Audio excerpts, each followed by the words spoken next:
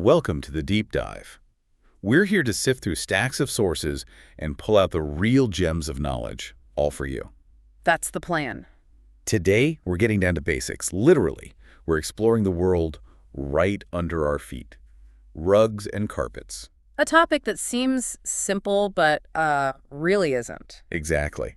Now, if you're like most people, you probably think rug and carpet mean the same thing, don't you? Yeah, I hear that all the time. People use them interchangeably. Well, get ready for a little clarity, because that's one of the first things we're tackling today. Yeah. Our sources are quite insistent on the difference. They really are. It's foundational, actually. So our mission here is to, well, dive deep. We'll look at everything from their ancient roots Which are surprisingly ancient. to the science behind the fibers, the incredible artistry in the designs, and even the practical stuff, like how they're made and installed today. By the end of this, you'll definitely see your floors in a new light. That's the goal. Yeah. You'll never step on a rug the same way again. It is pretty remarkable, isn't it? How something so basic to our comfort, to the look and feel of a room, just gets overlooked. Taken for granted, maybe. Totally. But floor coverings are much more than just decoration. They're really integral to how we experience a space. And as we, peel back the layers and the materials we've looked at, you start to see that what's underfoot is deeply woven into human history, culture, even our ingenuity. It connects the everyday object to something much bigger. Exactly. It links the seemingly mundane task of covering a floor to these really profound historical and artistic stories. So maybe ask yourself, have you ever really thought about the journey of what's underneath your feet? That's a great question to start with. And to even begin that journey, we need to get our terms right. Because, as we said, the very first thing our sources hammer home is a key distinction. Let's clear it up. Okay, let's start with a rug. According to our materials, a rug is defined as a single piece of floor covering. And crucially, it's designed to cover only part of a floor. Right, not the whole thing. Think of it as a distinct piece. Exactly. It's like a movable design element, almost like a piece of art for the floor that you can place, move around, reposition. And it usually has standard sizes, right? Pre-cut. Yes, it's manufactured or cut to standard sizes. And a really key characteristic is that it almost always has a finished border. Ah, okay. That gives it that self-contained look. Precisely. It makes it look finished, often decorative. It functions as an accent piece, maybe a focal point, or it can even define a specific area within a larger room, like under a coffee table or a dining set. Got it. So defined area, movable, finished edges. That's a rug. Now, contrast that with a carpet. The term carpet implies something, well, much more expansive or permanent. Yeah, our sources describe it as a coarser cloth used for floor covering, and the key thing is it characteristically stretches from wall to wall. Wall to wall, that's the phrase. Or sometimes it flows right over staircases, too. Right, so it signifies a more integrated sort of foundational covering for an entire area. It's meticulously cut and installed to fit the exact shape of the room. It's not just placed down, it's fitted. Tailored, almost. Exactly. Fitted. And that distinction, rug versus carpet, is absolutely pivotal. It helps understand their different roles, their different histories, how they're made, how they're used today. It's fascinating, isn't it, how those two words, which we often just toss around, actually represent such different concepts in floor coverings. Our sources are really clear.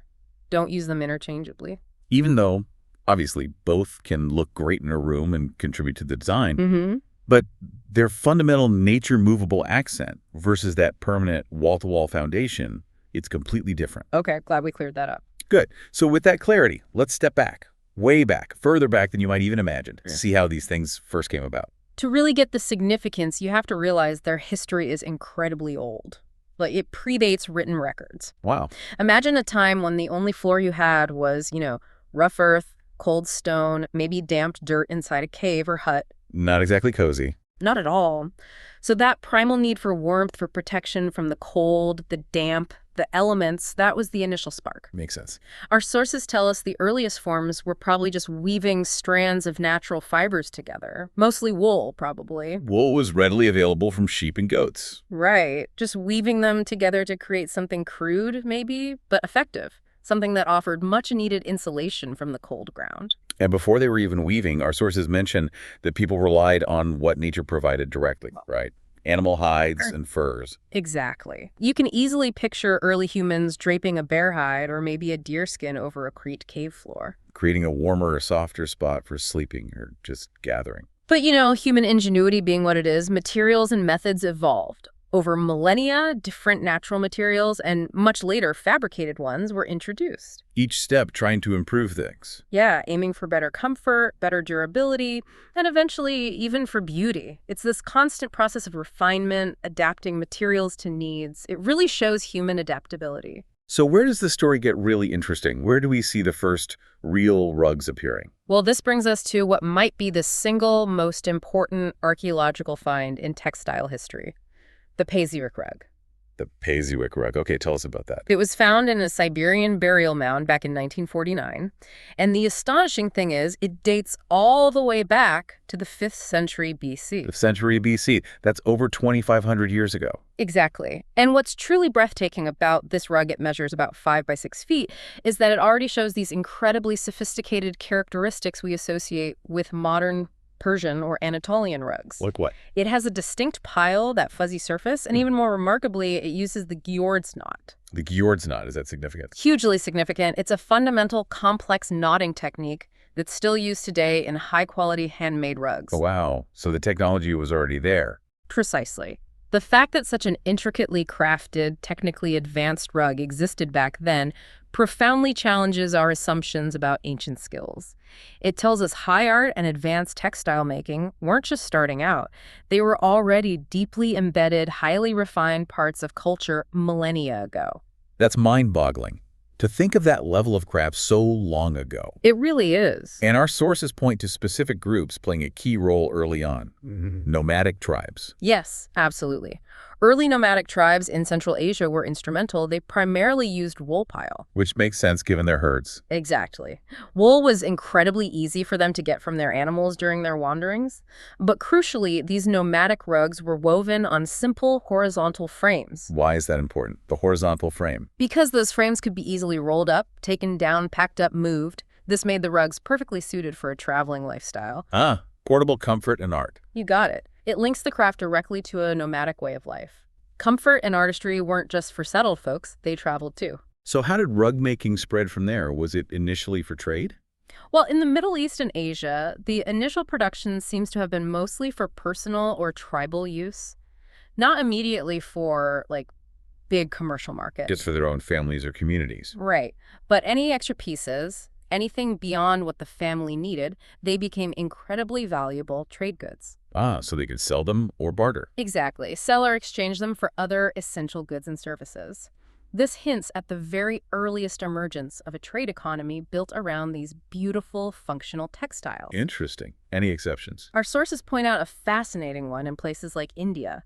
For a time, rugs were exclusively made just for their Mughal leaders. Really? Only for the rulers? Seems so. Which underscores their immense value not just as useful objects, but as powerful status symbols, reserved for the absolute top of society. What's remarkable, too, is how consistent the basic technique remained for so long. Totally. Traditional handmade rugs for literally millennia were predominantly made from wool and silk. Wool and silk. And using that meticulous knotted pile technique, we mentioned the one seen in the Pazyryk rug, it just highlights the incredible longevity and enduring nature of this method. So fast forward quite a bit.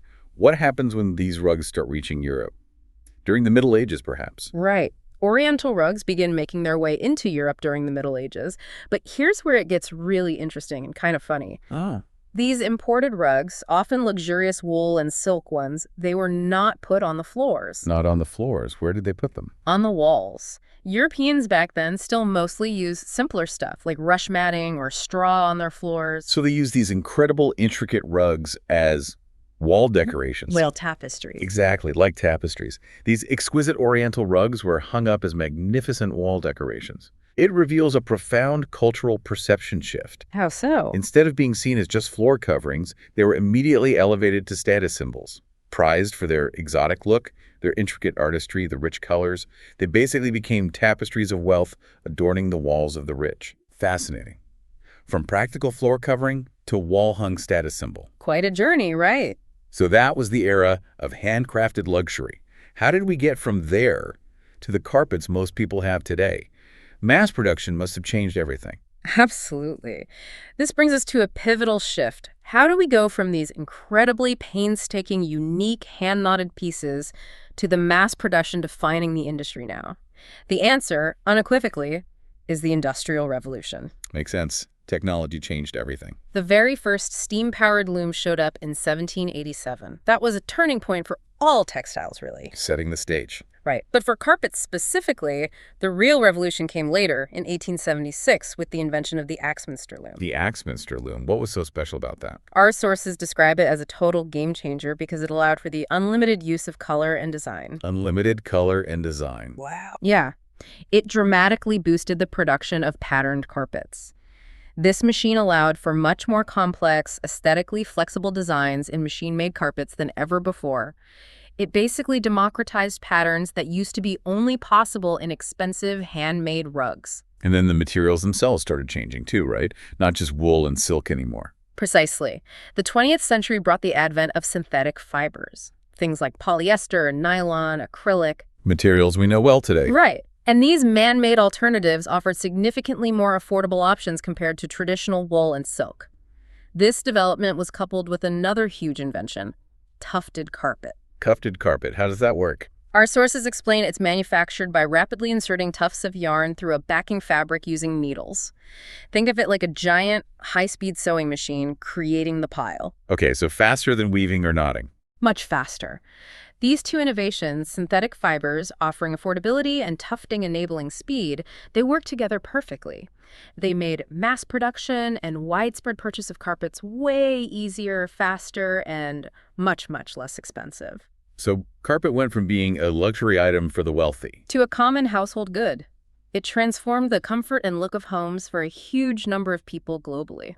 What does the global production landscape look like today? Is it still centered in those traditional areas? It's a really vibrant mix, actually. Many countries have developed their own specialties over the centuries. For instance, Pakistan, Afghanistan, and Iran are still major powerhouses. Still doing handmade? Absolutely. They continue to produce vast quantities of exquisite handmade rugs, carrying on those ancient traditions meticulously. Amazing. Then you have places like Nepal and Turkey. They've earned a reputation as the finest producers of handcrafted carpets. And what's interesting here is it's not just traditional patterns, they also make beautiful Scandinavian rugs with contemporary designs. So adapting traditional skills to modern styles. Exactly. It shows how artisan skills can adapt and even influence modern art trends. And what about places like India and China? They're huge players in manufacturing generally. Right, and here's where you see incredible versatility. Our sources point out that India and China are masters of both worlds. Both worlds, meaning? Meaning they continue their long artistic heritage, producing fine handmade rugs, preserving those incredibly intricate techniques, but simultaneously they operate on a massive scale, trading huge amounts of machine-made rugs using all sorts of materials for mass market. Wow, best of both worlds then. Tradition and modern scale. It really underscores their adaptability and economic power in the global textile industry. Understanding this diverse global picture sets us up perfectly for the next part. The actual materials. What are these things made of? All right, let's get into the real substance. The fibers. What are rugs and carpets fundamentally made of? It's clearly more complex than just saying fabric. Much more. Our sources are careful to differentiate between the materials used for the face, that's the top part you walk on, the visible surface. The part you feel and see. Right. And the backing, which provides the unseen but absolutely essential structural support underneath. Okay, let's start with the face fibers or yarn. What are the options there? The choices are vast, and each brings unique qualities. Let's talk natural fibers first. The enduring classic is wool. Of course, wool. For millennia, wool's been the gold standard. It's incredibly durable, naturally resilient. It bounces back from crushing, it offers great insulation, and it takes dye beautifully, meaning rich, lasting colors. Think cozy, luxurious, but also really practical. The workhorse. Definitely. Then there's cotton. You often find cotton in softer, flatter weaves like durries. It's breathable, absorbent, often washable, gives a more casual, relaxed feel. Right. And for pure luxury, silk. Silk rugs. Sounds expensive. They are. Silk's fine, lustrous threads allow for incredibly intricate details and a shimmering appearance that almost glows. It's usually saved for decorative, low-traffic areas because it's more delicate, but the beauty is just unparalleled. Makes sense. Are there plant-based natural fibers too? Oh, yes. We have jute, which is a strong, quite coarse fiber. It gives a distinctly natural, earthy texture, often used for its durability in more rustic or informal settings. I think I've seen jute rugs. They have that sort of rough, natural look. Exactly. Then there's sisal from the agave plant. It's known for being exceptionally durable and having a textured, somewhat stiff feel. Great for high-traffic areas if you want that very natural, unadorned look. Like hallways or entryways, maybe? Could be.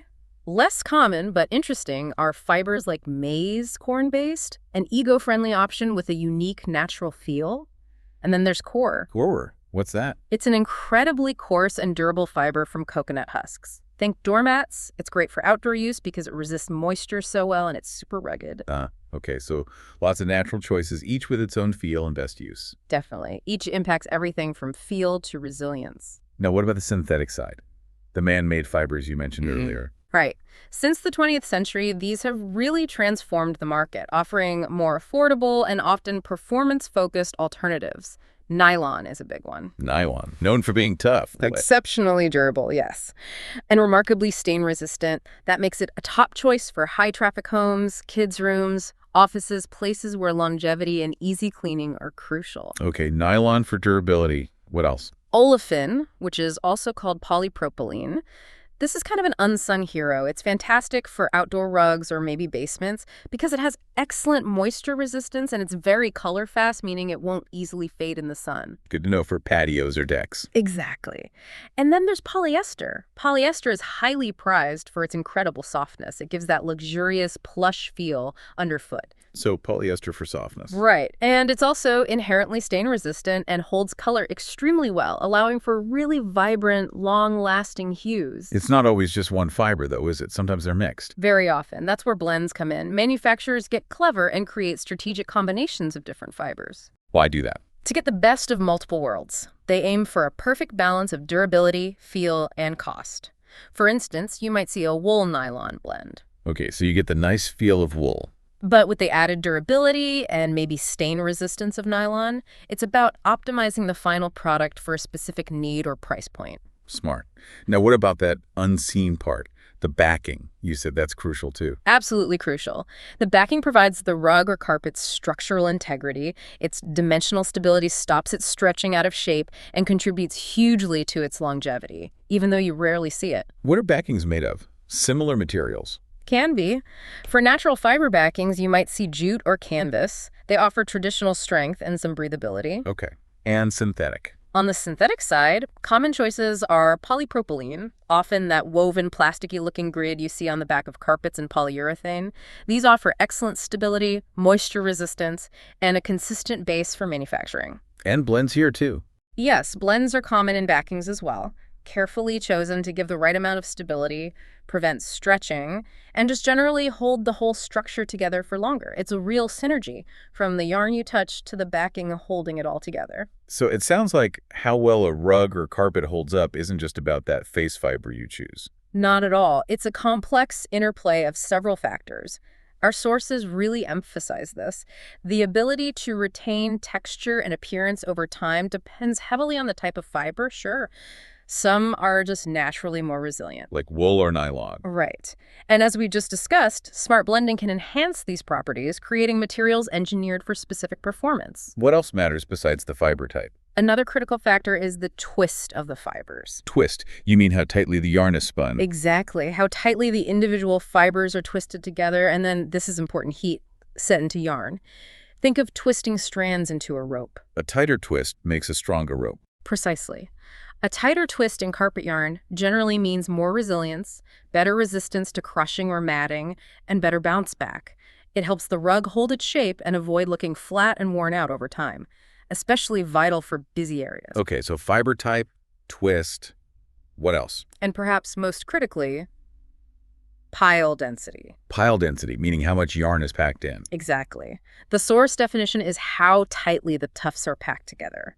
This is a paramount factor for carpet performance, especially in high-traffic zones. Like stuffing more blades of grass into a square foot of lawn. That's a perfect analogy. Yep. The denser the grass, the more resilient and lush it seems. Same with carpet. A denser pile almost always means better wear, better insulation, and a significantly longer lifespan for the carpet. It feels more substantial too. Got it. So density is a big indicator of quality and durability. Huge. Our sources also shift here a bit to talk about the function of rugs, especially area rugs, beyond just the materials. Right. They make the point that area rugs, by definition, cover a smaller portion of a room's floor. This makes them incredibly versatile tools for interior design. How so? Well, they can be used to clearly define a specific area within a larger space. Think of an open-plan living dining room. A rug can visually anchor the seating area, separating it from the dining zone. Creates rooms within a room. Exactly. Or they can unify a furniture grouping. You place a sofa, chairs, coffee table, partly on a rug, and suddenly they feel connected, like a cohesive unit. Ties it all together. Or, simpler still, they can delineate a path. A runner rug in a hallway guides your eye and your movement.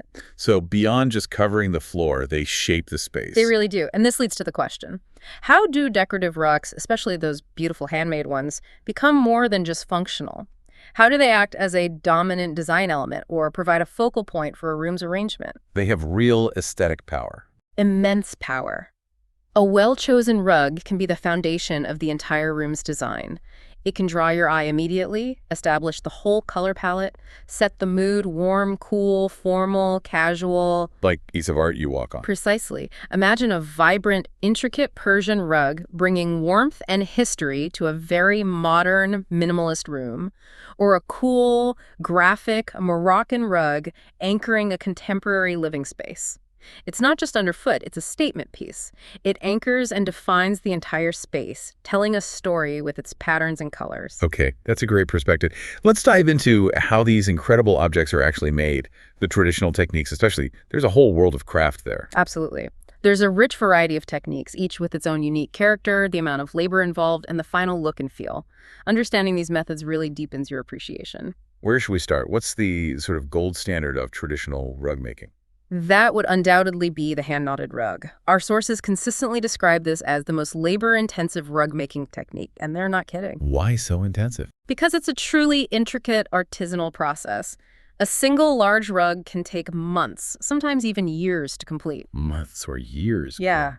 The primary materials are usually high-quality wool, lustrous silk, sometimes cotton chosen for their strength, beauty, and how well they hold dye over centuries. Okay, so how is it actually done? What's the process? Skilled weavers, often working from detailed patterns called cartoons mapped out on graph paper, meticulously tie individual knots by hand. Individual knots, one by one. One by one. They tie these knots around the warp yarns. Those are the vertical threads stretched tightly on the loom, forming the rug's foundation. So each little fuzzy bit of pile is a separate knot. Essentially, yes. Each of these thousands, sometimes millions, of individual knots forms a small loop. These loops are then usually sheared off evenly to create the dense, velvety pile or surface of the rug. That sounds incredibly painstaking. It is, and because each rug is crafted entirely by human hands, our sources emphasize that no two hand-knotted rugs are exactly alike. Truly unique pieces. Absolutely. That uniqueness, that human touch is what gives them immense value, character, and a sense of history. Owning one is like owning a piece of functional art, imbued with the skill and time of its creator. Okay, so that's the peak of traditional craft. What other traditional methods are there? You mentioned hand-tufted earlier. How does that compare? Right, hand-tufted rugs. These are, as our sources state, created without knots. That's the fundamental difference. No knots. How do they make the pile then? It still involves handwork, but it's significantly faster and less labor-intensive than hand knotting. Popular yarn choices include versatile acrylic, soft cotton, or resilient wool.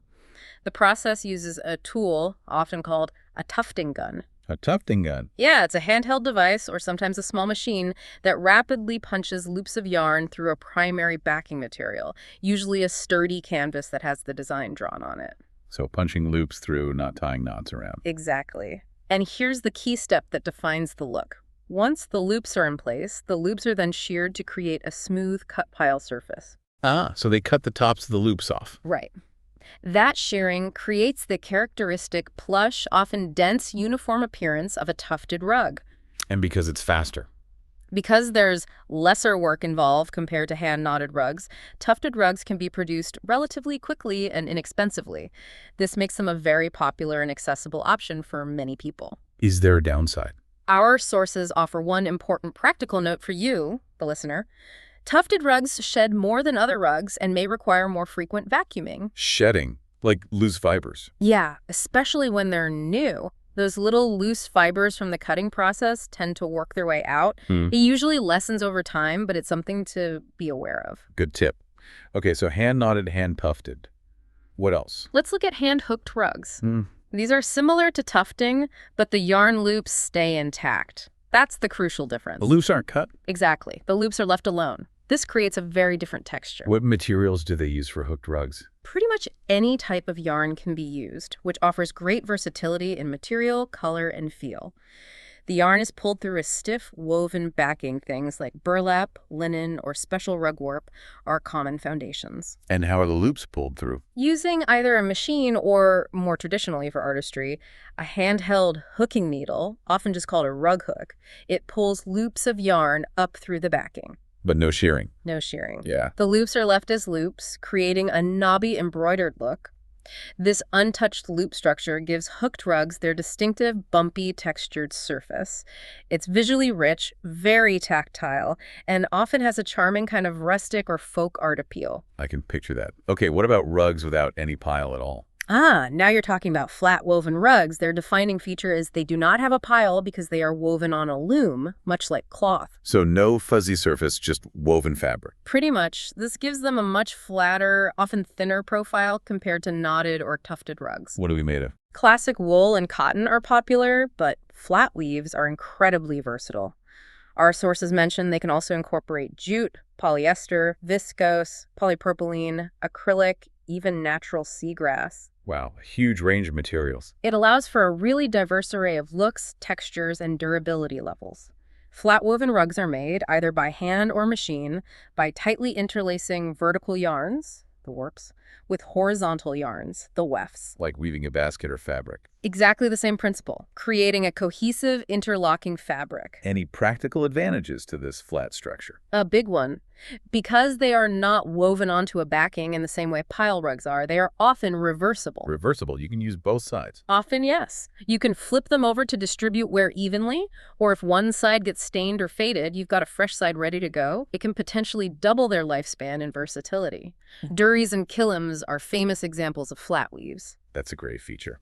Any other major traditional construction types? One more distinct method is braided rugs. Braided like hair. Exactly like that.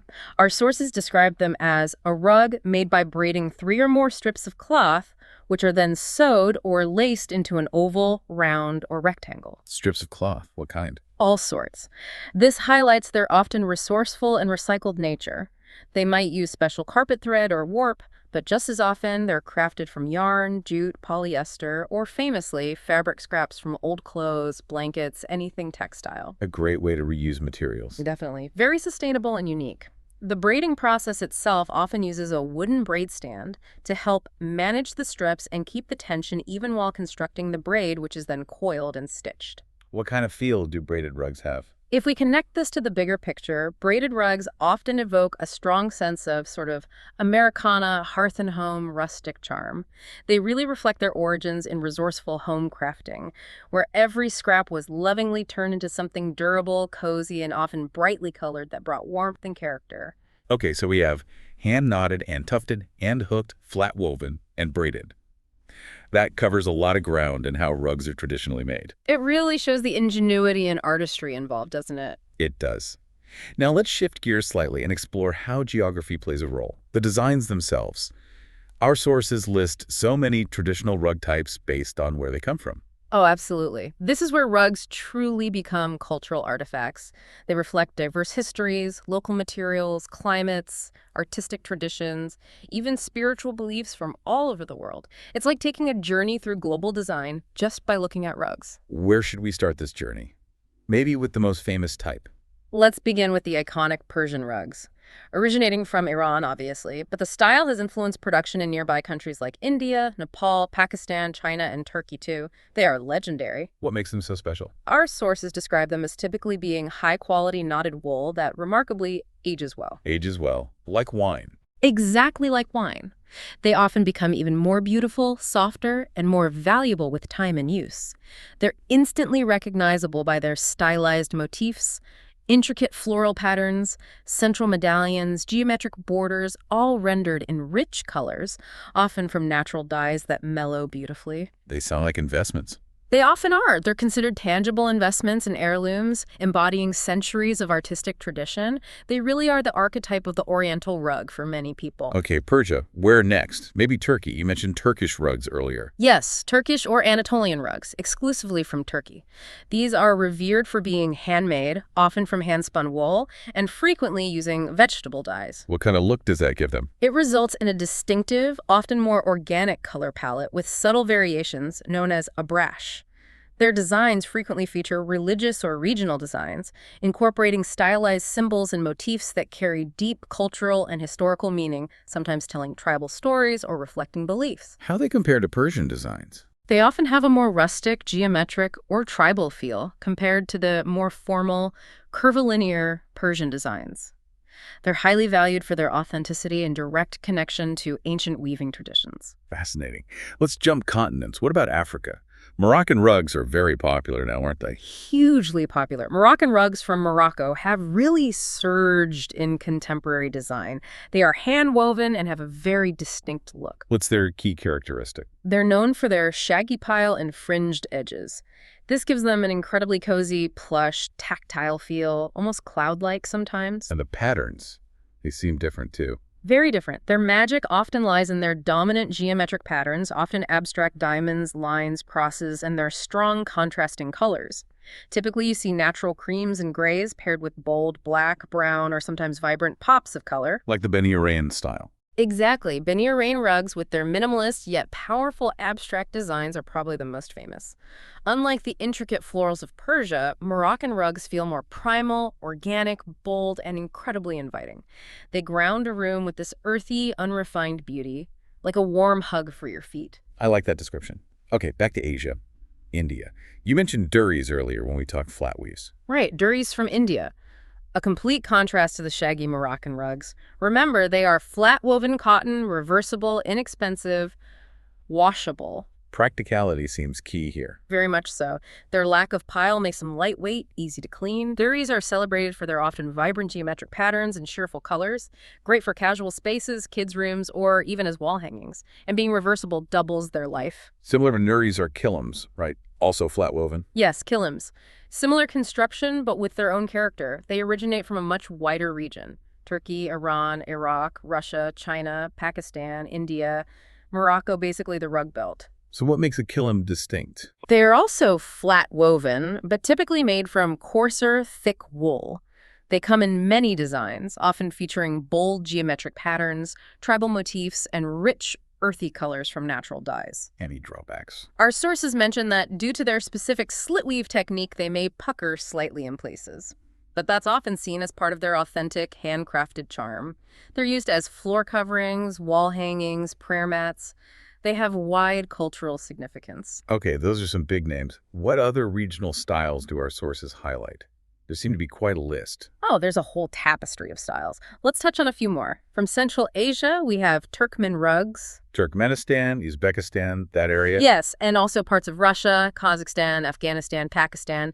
They're instantly recognizable by their small, repetitive geometric designs. Often these intricate tribal motifs called gul dominate the field, usually in rich reds, deep blues, and browns. Are they durable? Interestingly, our sources note that they do not wear well compared to some other pile rugs. So maybe not for the highest traffic areas. They're prized more for their cultural significance and the intricate patterns. Good to know. What about the Caucasus region, between the Black and Caspian Seas? Right, Caucasian rugs from Azerbaijan, Georgia, Armenia. These are often medium-sized and known for their bright colors, strong reds, blues, yellows, greens. What are the designs like? Captivatingly unique. Yes. Simple designs with stylized, childlike figures. You might see animals, people, abstract symbols, almost naive in their execution. And they typically have elaborate decorative borders. This combination gives them a really unique, vibrant, almost whimsical charm, very different from Persian formality. Sounds lovely. Let's hop to Europe. Scandinavia. The Raya rug from Denmark or Finland offers a very distinct Nordic aesthetic. It's defined by its high pile shag and strong colors, often bold and vibrant. Like those classic 70s shag rugs. Exactly that kind of vibe. Evokes a cozy Nordic or mid-century modern feel. Perfect for adding warmth, serious texture, and a touch of retro charm. Designed for softness and insulation. Very inviting. And the term Oriental rugs, is that a specific place? It's more of a broad category, actually. Our sources mention it encompassing pieces from China, Romania, Iran, India. Generally, it refers to hand-woven rugs that are thick, rich, artistic, silk, or wool. It's an umbrella term for that vast family of traditional, often valuable hand-knotted pieces sharing a heritage of intricate craft and cultural symbolism, even if the specific styles vary wildly by origin. Okay, got it. What about Greece? Any famous Greek rugs? Yes, flocati rugs. These are instantly recognizable. Heavy, shaggy wool rugs with a characteristic long white pile. They look like sheepskins almost. Very much so. They have a distinctive cloud-like appearance, incredibly soft and inviting texture, beautiful and luxurious. But our sources do note they have a tendency to mat over time, so they need regular shaking or fluffing to keep that unique look. High maintenance, maybe? A little, perhaps. Then there are rag rugs, much more humble but incredibly resilient, originating from Scandinavia, Germany, North America. Made from rags. Often, yes. Typically woven or braided from cotton, wool, or, as the name suggests, reclaimed fabric scraps. They're loved for their often colorful, striped, or mottled patterns and are known to wear well. Emphasizes their origins in resourceful home crafting and surprising durability. They bring history and cozy comfort. Let's cross the Atlantic again. Mexico and the American Southwest. Serape rugs or Navajo rugs. Culturally rich examples. These are coarse, flat-woven rugs with tribal designs and distinct fringed ends. They're directly connected to the incredible indigenous art forms, traditions, and natural landscapes of those regions. The patterns are often bold, geometric, telling stories of the land and the weavers. Beautiful. Back to Europe.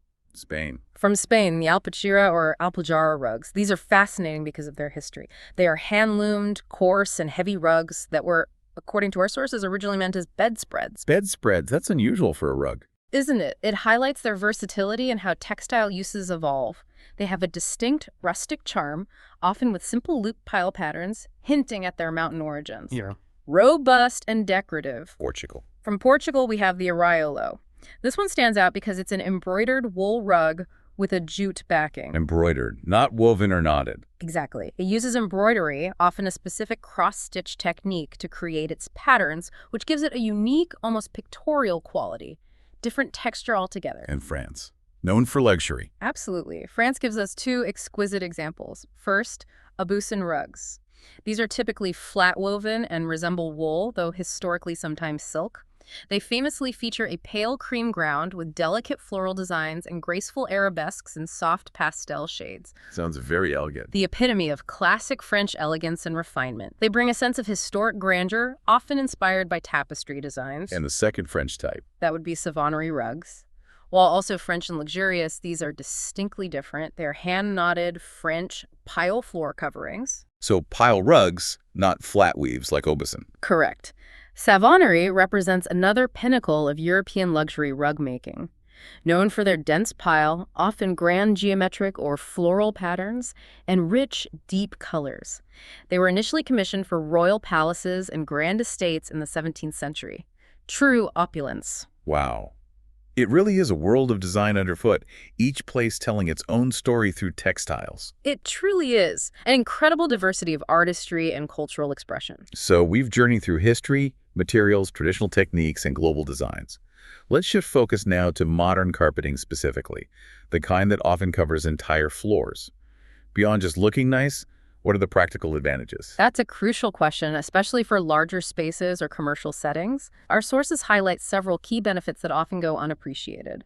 First, and this is unique, carpeting is the only flooring material that actually absorbs sound. The only one. That's significant. It is. Think about the difference in acoustics between a room with hardwood floors and one with carpet. Carpet significantly reduces echo and reverberation. Making spaces quieter. Much quieter. Creates a more serene, acoustically pleasant environment. Great for offices, homes, schools, auditoriums. It also specifically reduces impact noise. Impact noise. Like footsteps. Exactly. The sound of footsteps, dropped objects, kids running around carpet greatly diminishes that noise, which is a huge plus in multi-story buildings or apartments. Good point. What about safety and comfort? Big advantages there too. Carpet is inherently slip-resistant, which is a major safety benefit, especially in homes with children or elderly residents or in public spaces. Reduces falls. Right. And of course, the obvious one, comfort underfoot. That softness, that warmth, hard surfaces just can't match it, especially nice in bedrooms and living areas. Any installation benefits? Yes. Our sources note that carpet may be able to hide irregularities in subfloors. Oh, so you might not need to perfectly level the floor underneath. Sometimes, yes. It can save significant cost and time on subfloor preparation compared to, say, tile or hardwood, which need a very flat surface. And crucially, carpet can be installed over a variety of surfaces, offering great flexibility in renovations or different types of construction. It adapts well. Okay, practical benefits are clear. How are most modern carpets actually made? We touched on tufting, but are there other major methods? Let's break down the industrial processes. As we said, the dominant method, by a huge margin, is tufted carpets. Accounts for about 90% of manufactured carpets. 90%. That's almost everything. Pretty much. And the process is incredibly efficient. Thousands of needles stitch yarn tufts into a primary backing fabric simultaneously, like a giant sewing machine creating the pile. And then they add a secondary backing. Usually, yes. For greater dimensional stability and easier installation, a secondary backing, often that latex or woven polypropylene layer, is laminated on, permanently locking the tufts in place. This is the process that really enabled affordable, durable, mass-market carpets. Okay, tufting is king. What about woven carpets made by machine? Woven carpets are still significant, especially for higher-end or commercial use. As the name implies, they're made on a loom that weaves the carpet pile yarn and the backing material together at the same time. So it's all integrated during the weaving. Exactly. This integrated process results in a carpet that's generally more dimensionally stable than tufting, less prone to stretching or distorting. A latex back coating is often applied afterwards to enhance that stability and durability even further. Are they more expensive? Typically, yes. Woven carpets are usually more expensive than either tufted or fusion-bonded carpets. This reflects the more complex manufacturing, often higher quality materials, potential for intricate patterns, and superior long-term performance. Are there different types of machine weaving for carpets? Yes, there are distinct types, each with its own characteristics. We mentioned the Axminster weave earlier in the historical context. Right, the one that allowed for unlimited color and design. Exactly. It's renowned for its ability to mimic the pattern versatility of hand-woven rugs. Inspired by complex European and Oriental designs, it comes closest to hand-knotted intricacy in a machine process. What are Axminsters usually made of? Often an 80% wool, 20% nylon blend. That combination is prized for durability, resilience, and a good feel. A unique identifying feature is a ribbed appearance on the back, and importantly, they generally only roll lengthwise due to the construction. No secondary backing needed. Okay. What about Wilton weave? I've heard of Wilton carpets. Wilton weave is another major type, often used in commercial and high-end residential settings. It's created on a sophisticated loom called a jacquard loom. Jacquard loom. Sounds fancy. It allows for precise pattern control, originally using punch cards, now often computerized. Most Wilton looms handle up to 5 colors, though some can manage 8. What's special about how Wilton is woven? A key feature is how it handles the different colors. As one color is pulled up to form the pile surface, the other colors, not being used at that point, are buried beneath the surface within the carpet structure. Buried underneath. Does that do anything? It absolutely does. This isn't just waste. It provides additional strength and resiliency, and consequently, longer life. It creates this hidden layer of reinforcement. The pile height is controlled by wires, and depending on whether they cut the loops over the wires or leave them, you get cut pile or loop pile Wilton. Clever design. Any other woven types? There's also the velvet weave. Our sources describe this as the least complex method and generally the most inexpensive of the woven types. Why is it simpler? It's made on looms similar to Wilton, but without the complex jacquard pattern mechanism. This greatly simplifies the pattern capability, often resulting in solid colors or very simple textures. It's a more cost-effective way to get a durable woven carpet. Okay, so tufted and then woven, Axminster, Wilton, velvet. Any other major manufacturing methods? Yes, there's fusion-bonded carpets. This is quite different. It essentially sandwiches fibers in an adhesive backing, locking them securely in place. Sandwiches them in adhesive. Right. What's distinctive is that all fusion-bonded carpets are cut piles, as the sandwich is sliced apart with a cutter during manufacturing to create 2 carpets from one sandwich, or just the single cut pile surface. This process gives exceptional tuft bind. The fibers are locked in extremely securely, very unlikely to pull out. Sounds durable. Where is fusion bonding mostly used? The most common and incredibly practical application is modular tile carpets, or carpet tiles. Ah, carpet squares. I see those in offices all the time. Exactly. They offer the great advantage of easy replacement if damaged. If one tile gets stained or worn, you just pop it out and replace it. Hugely practical and cost-effective. Makes sense for busy places. Definitely. They're typically high-performance solutions for demanding educational, work, and public environments. But interestingly, our sources note they are increasingly being used in residences too. Like in basements or home offices? Precisely. Basements, playrooms, home gyms, offices, they come in various standard sizes, 18-inch squares, 19.5-inch or 50-centimeter. 24-inch squares are common. Many have adhesive already on the back, protected by peel-off plastic. Others use a pressure-sensitive adhesive that allows them to be easily lifted and repositioned without damaging the floor underneath. Super flexible. Okay, that covers the main ways modern carpets are made. Now let's talk texture. The surface feel, how does that vary? The surface texture is huge. It significantly impacts the carpet's look, its feel underfoot, and its performance over time. Let's break down the main types our sources mention. Go for it. First, you have cut pile carpet. This is where, as the name suggests, the yarn loops are cut during manufacturing, creating an upright, uniform pile. Like sheared velvet. Exactly. This results in that soft, often luxurious, velvety feel. Think of a plush bedroom carpet. That's typically cut pile. Okay, soft and plush. What's the alternative? Loop pile carpet. Here, the yarn loops remain intact. They're not cut. So little loops making up the surface. Right. This creates a durable, often more casual appearance. Loop pile is excellent for high-traffic areas because the loops are strong and resist crushing well. Think of Berber carpets, often with those larger loops. Practical, long-wearing, often textured. Makes sense. Can you combine them? Yes. That's cut and loop pile carpet. It cleverly combines both cut yarns and uncut loops within the same carpet. Why do that? It allows for creating pattern textures and visual interest directly in the carpet pile. You can have areas of plush cut pile next to lower, tighter loops, creating sculpted designs, subtle high-low effects, adding depth and sophistication. Ah, so the pattern is in the texture itself. Precisely. And that leads us into sculptured textures more broadly. These involve deliberately manipulating the pile height or shape to create designs. Our sources mention a few specific techniques here. Like what? There's carving. This is a process of actually incising a design into an already woven carpet or rug, usually done by hand or machine after the main manufacturing. Imagine carving lines into it to define a border or motif. Creates sharp, defined grooves. Okay, carving after it's made. What else? Then there's recessing. This involves weaving a design element into a lower level than the main pile height, so the pattern appears sunken or debossed. Creates a subtle, shatter-like effect. In the opposite. That's embossing. Here, the design is woven into a higher level, making it stand out in relief, literally rising up from the main carpet surface.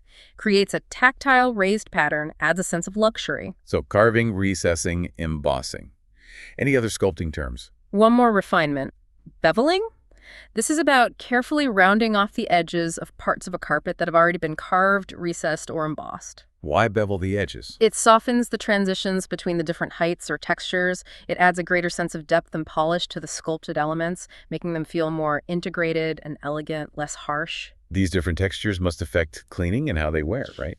Absolutely. That's a really important practical consideration. A super plush, deep-cut pile, for instance, might show footprints and vacuum marks more readily than a dense, low-loop pile. And heavily sculptured textures with their high and low areas might require more specific cleaning techniques to get dirt out of the recesses and maintain that definition over time. Something to think about when choosing. Definitely. Okay, so we've chosen our carpet, considered the texture. What about what goes underneath, the cushion or padding? Is that important? Hugely important. Let's talk about the unsung hero, the carpet cushion or underlay, often just called lining or pad. This layer beneath the carpet is crucial for way more than just feeling soft underfoot. What does it actually do? Our sources are emphatic. It significantly increases wearability of the carpet itself. It acts like a shock absorber for foot traffic, taking stress off the carpet fibers and backing, effectively extending the carpet's lifespan. So padding makes the carpet last longer. Definitely. Beyond durability, it also gives added insulation, both thermal, helping keep the room warmer or cooler, and acoustic. It helps deaden sound even further, contributing to that quiet environment by absorbing impact noise and reducing sound transmission. And the comfort factor. And of course, it undeniably provides comfort.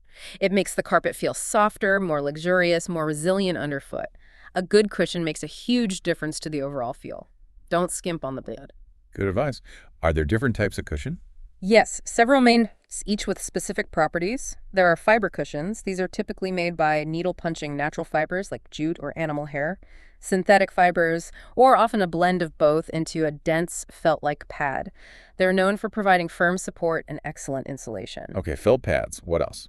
Then you have sponge rubber cushions. These are, as the name suggests, rubber-based. They are highly compressible and can be made in different densities to provide either a very firm feel or a softer, more plush feel. They offer excellent bounce back and sound absorption. Waffled rubber is a common type. Rubber. Got it. Any others? The most common type today is probably polyurethane foam cushions. These are often manufactured from recycled scraps of furniture foam, which are chopped up and bonded together using adhesive and heat fusion. Recycled foam. That sounds eco-friendly. It often is. These foam pads are widely popular because they offer excellent comfort, good insulation, and are generally quite affordable. They come in various thicknesses and densities. Okay, cushion is key. Now, how does the carpet actually get put down? The installation method. Right. How the carpet is installed is absolutely critical for its long-term performance and how good it looks. The most traditional and widely used method for residential wall-to-wall carpet is tackless stripping. Tackless stripping, what does that involve? It involves fastening thin strips of plywood around the perimeter of the room, right against the walls. These strips have sharp, angled tacks or pins sticking upwards. Okay, tack strips around the edge. Then what? The carpet pad is laid down inside the strips.